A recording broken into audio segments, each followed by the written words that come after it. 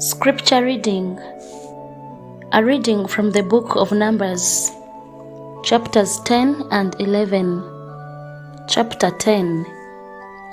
The Lord spoke to Moses, saying, "Make 2 silver trumpets. You shall make them of hammered work, and you shall use them for summoning the congregation and for breaking camp. When both are blown, the whole congregation shall assemble before you at the entrance of the tent of meeting.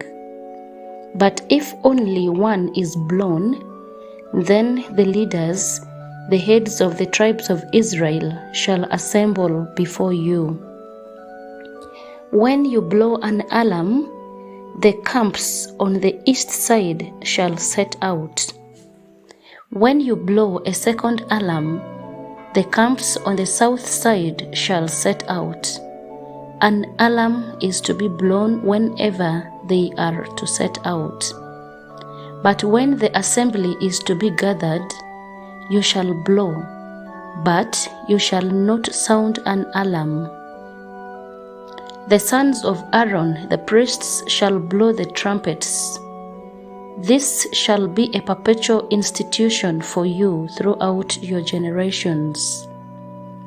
When you go to war in your land against the adversary who oppresses you, you shall sound an alarm with the trumpets, so that you may be remembered before the Lord your God and be saved from your enemies. Also on your days of rejoicing, at your appointed festivals, and at the beginning of your months, you shall blow the trumpets over your burnt offerings and over your sacrifices of well-being.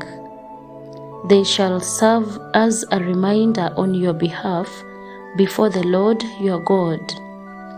I am the Lord your God. In the second year, in the second month, on the 20th day of the month, the cloud lifted from over the tabernacle of the covenant. Then the Israelites set out by stages from the wilderness of Sinai, and the cloud settled down in the wilderness of Paran. They set out for the first time at the command of the Lord by Moses. The standard of the camp of Judah set out first, company by company, and over the whole company was Nashon, son of Amminadab. Over the company of the tribe of Issachar was Nathanael, son of Zuar. And over the company of the tribe of Zebulun was Eliab, son of Helon. Then the tabernacle was taken down, and the Gershonites and the Merarites who carried the tabernacle set out. Next, the standard of the camp of Reuben set out, company by company, and over the whole company was Elizur, son of Shedeur. Over the company of the tribe of Simeon was Shelumiel, son of Zurishaddai. And over the company of the tribe of Gad was Eliasaph, son of Deuel. Then the Kohathites who carried the holy things set out, and the tabernacle was set up before their arrival. Next, the standard of the Ephraimite camp set out, company by company, and over the whole company was Elishama, son of Ammihud. Over the company of the tribe of Manasseh was Gamaliel, son of Pedazur. And over the company of the tribe of Benjamin was Abidan, son of Gideon. Then the standard of the camp of Dan, acting as the rear guard of all the camps, set out, company by company, and over the whole company was Ahiezer, son of Ammishaddai.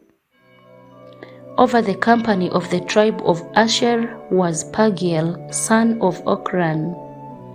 And over the company of the tribe of Naphtali was Ahira, son of Enan.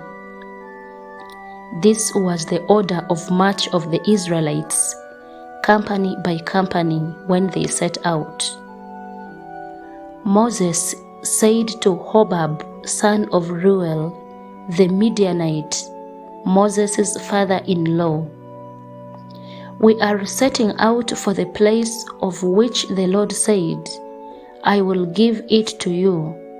Come with us, and we will treat you well, for the Lord has promised good to Israel." But he said to him, "I will not go, but I will go back to my own land and to my kindred." He said, "Do not leave us, for you know where we should camp in the wilderness, and you will serve as eyes for us.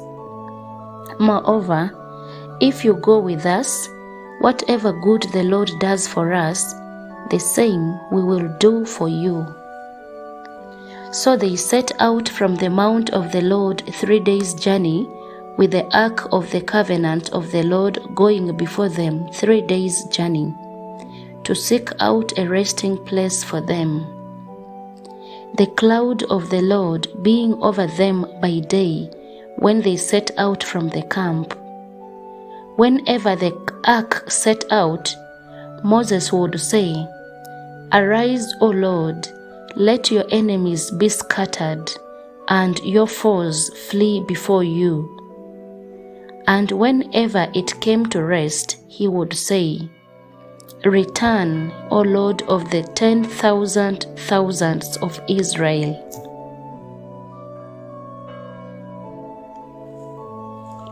Chapter 11. Now when the people complained in the hearing of the Lord about their misfortunes, the Lord heard it, and his anger was kindled. Then the fire of the Lord burnt against them and consumed some outlying parts of the camp. But the people cried out to Moses, and Moses prayed to the Lord, and the fire abated. So that place was called Taberah, because the fire of the Lord burnt against them. The rabble among them had a strong craving, and the Israelites also wept again and said, "If only we had meat to eat.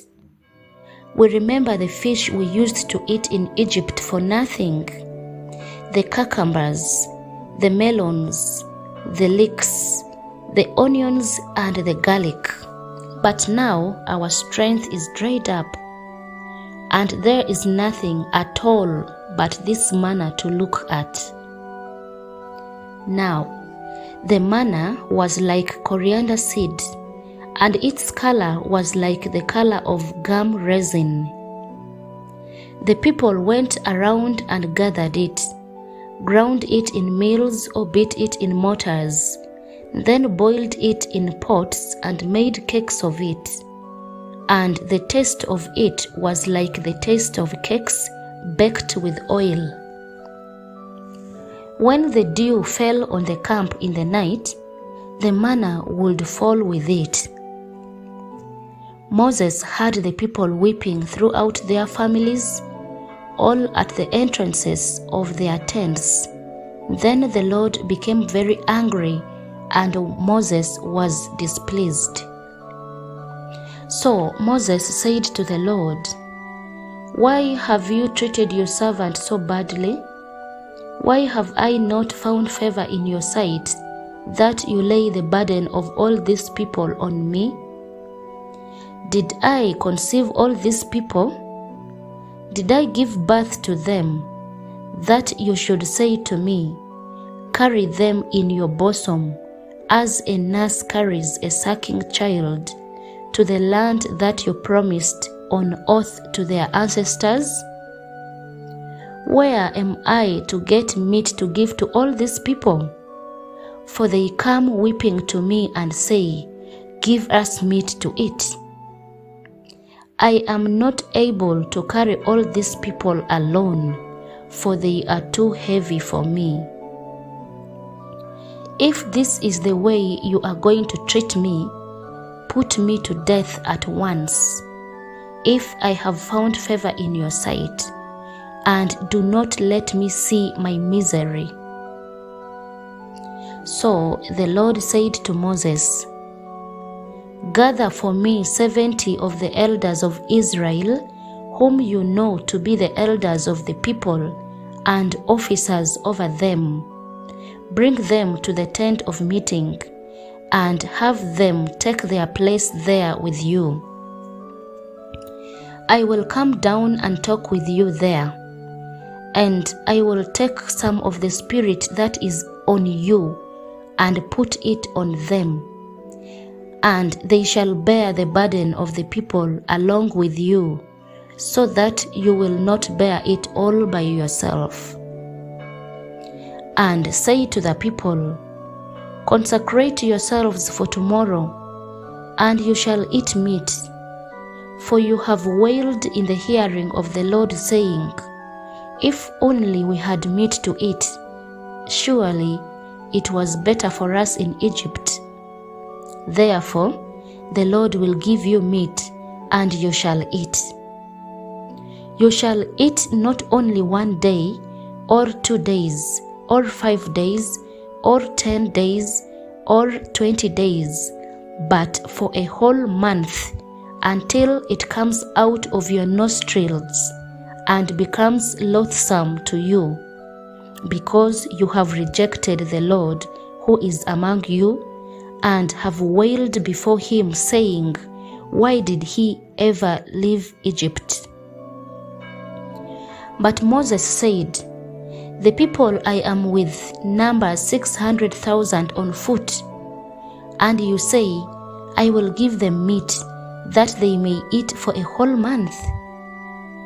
Are there enough flocks and herds to slaughter for them? Are there enough fish in the sea to catch for them? The Lord said to Moses, Is the Lord's power limited? Now you shall see whether my word will come true for you or not. So Moses went out and told the people the words of the Lord.